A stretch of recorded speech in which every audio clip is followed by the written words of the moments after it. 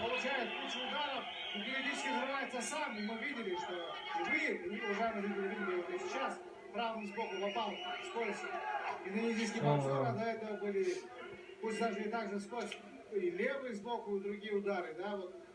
Периодически заходит в ближнем бою, проверяет свои домашние заготовки.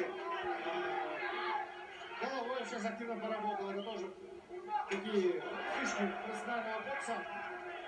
Пытается левым боковым постоянно на скачке вскрыть индонезийского боксера, понимая, что остается последний раунд, хочет подарить досрочную победу, это видно по его заряженности, но пока что Джон Руба держится молодцом. Он, конечно, проигрывает однозначно данный поединок, но держится достойно, перекрывается, держит хорошую защиту, периодически атакует сам. Тут, видимо, уже силы потихоньку его в 10-м раунде начинают оставлять, потому что до настоящего момента мы видели, что постоянно в движении вперед находился индонезийский боксер. Сейчас он может пятиться, стоит больше у каната, но я уверен, что все демонстрировать для того, чтобы данный бой на ногах закончился.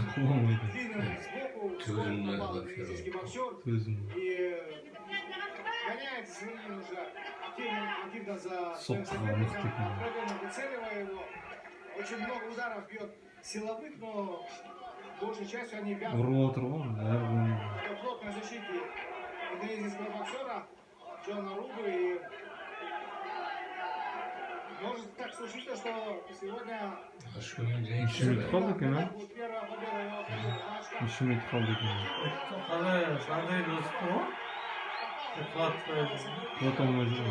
Правым боковым ударом на удар ответил Джон Руба. Пусть плотно, может, и не попал, но...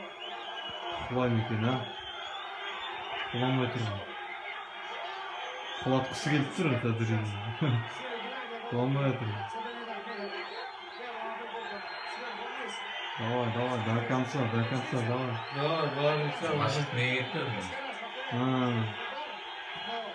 Бастан жоғары отыр көрдің. Ашы етіп Геннадий Рудович?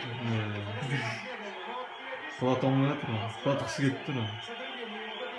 Эй, төмен. Қатты кетті қалды.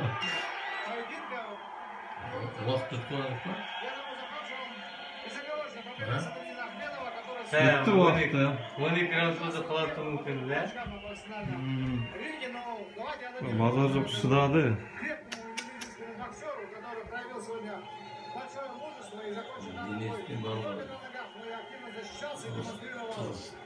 Большую решимость использовать свой небольшой шанс. Я думаю, своих аплодисментов в данном бою есть всякого